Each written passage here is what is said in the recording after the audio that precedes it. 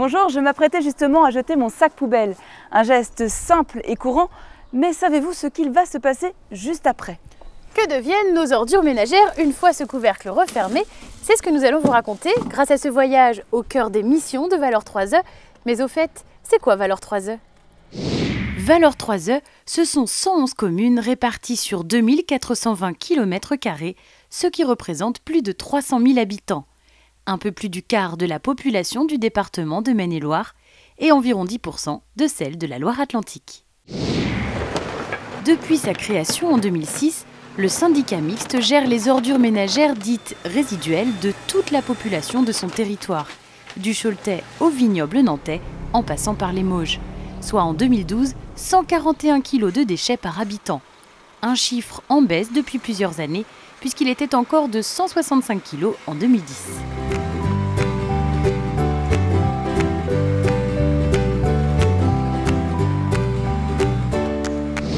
Ah vous voilà, je vous attendais justement. Nous sommes ici sur le centre de transfert de Saint-Germain-sur-Moine. C'est là que commence notre expédition, puisque notre sac poubelle va d'abord franchir cette porte, ou plutôt ces 4 grandes portes. Sachez que chaque année, 29 000 tonnes de déchets sont réceptionnées ici. 380 bennes se relaient ici chaque mois pour assurer le vidage des déchets des collectivités adhérentes du territoire. Une fois passés par un portique de détection de la radioactivité et un pont bascule, les véhicules de collecte déversent les ordures ménagères dans les 4 trémies permettant de charger les camions de grande capacité positionnés dessous.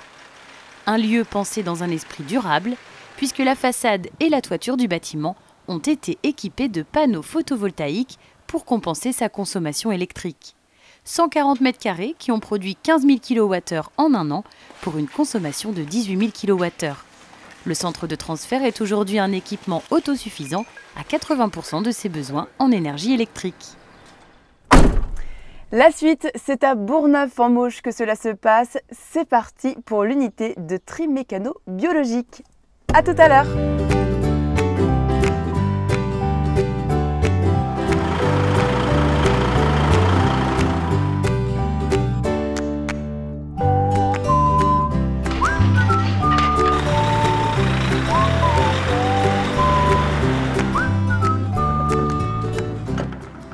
Voilà la deuxième étape de notre périple, l'unité de tri mécano-biologique de Valeurs 3E. Après plusieurs années de réflexion et 1 an de travaux, elle a déjà réceptionné au cours de sa première année de mise en service plus de 18 000 tonnes de déchets ménagers résiduels, soit pas moins de 9 camions par jour venant de Saint-Germain-sur-Moine, mais aussi directement de la collecte du territoire des Mauges.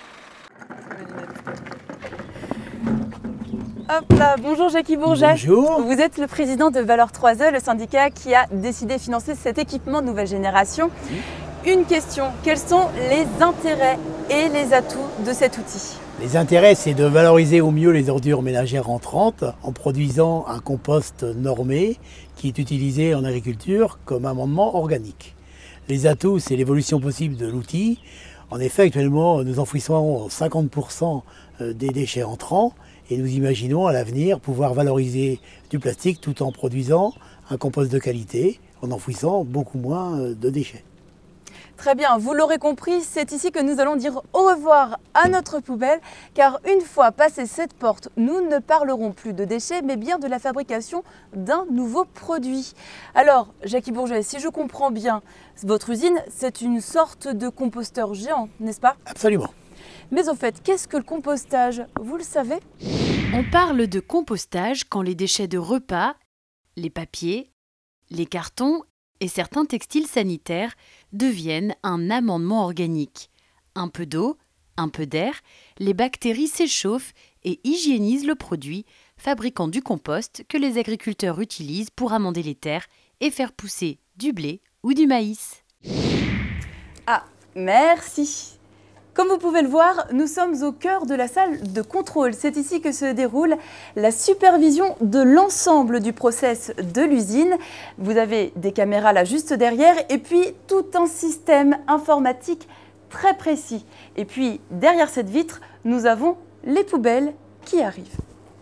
Après avoir été déchargées dans la fosse de réception de 400 m3 située dans ce bâtiment clos, les déchets sont attrapés par un grappin afin d'être acheminés par ce tapis vers le tube de préfermentation.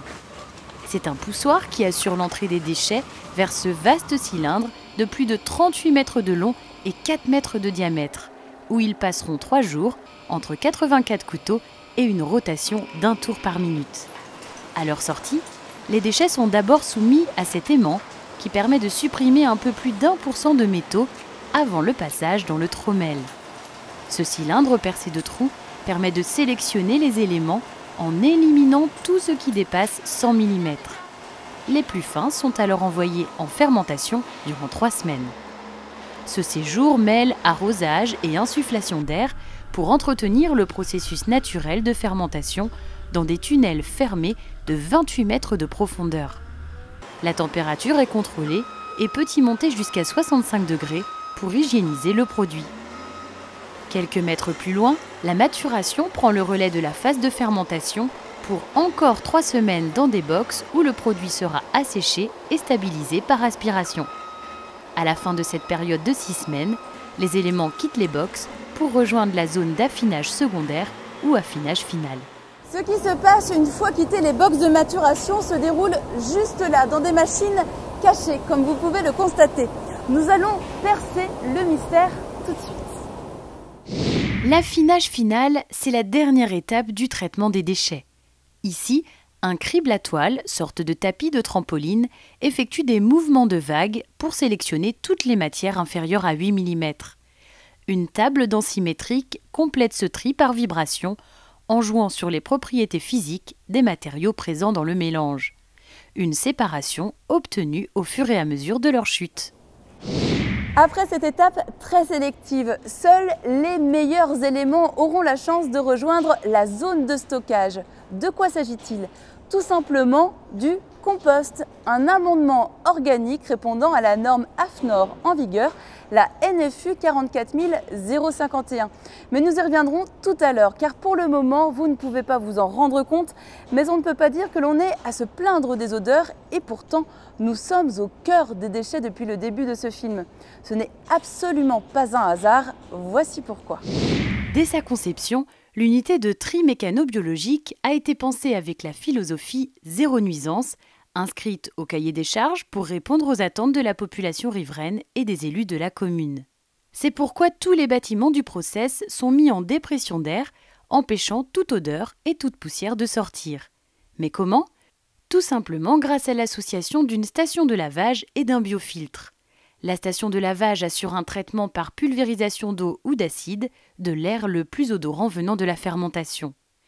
Il rejoint celui des autres bâtiments pour être humidifié avant de passer dans le biofiltre constitué d'écorce et de tourbe sur 2 mètres d'épaisseur. Chaque heure, 85 000 mètres cubes d'air sont ainsi traités et purifiés avant d'être rejetés via une cheminée de 12 mètres de haut.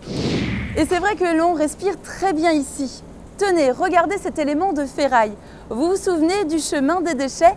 Cet élément fait partie de ceux qui ont été éliminés dès le premier affinage. Pour la bonne cause, car ce que je tiens dans ma main sera utilisé pour la fabrication de boîtes de conserve, de canettes, de vélos ou encore de voitures. Quant au compost, lui, où va-t-il ?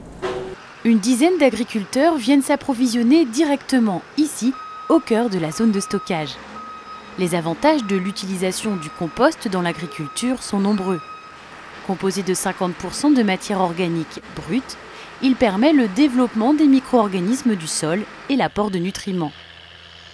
Le compost améliore la structure du sol, ce qui permet de lutter contre l'érosion et évite le compactage des terres.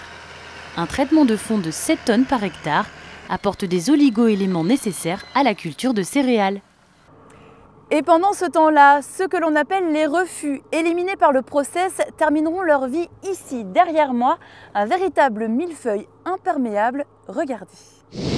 Dans cette installation de stockage des déchets non dangereux, également appelée centre d'enfouissement, tout a été pensé pour empêcher le contact entre les résidus de déchets et la nature. Grâce à une succession de barrières qui commence par une épaisseur de 5 mètres d'argile, puis une autre d'1 mètre mais plus compacte. Ainsi, une goutte d'eau met 30 ans à traverser chacune de ces couches. Des drains sont installés pour valider l'absence de fuite et ce n'est pas fini. Au-dessus, un géotextile, une géomembrane étanche avec double soudure, puis un deuxième géotextile, des drains pour collecter les jus et 50 cm de gravier. Rien que ça.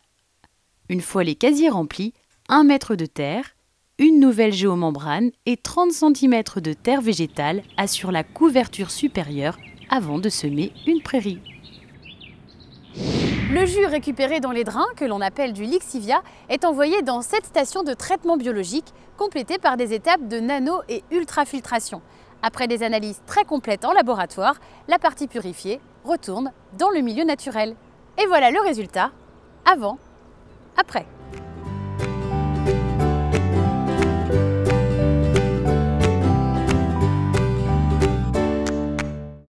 C'est déjà la fin de notre voyage dans cet univers impressionnant où les déchets sont transformés en produits. Vous savez tout, ou presque, sur la deuxième vie de vos déchets. Pensez-y. Daniel, est-ce que j'attaque une nouvelle rangée de choux? Oui, passe si tu veux. Super!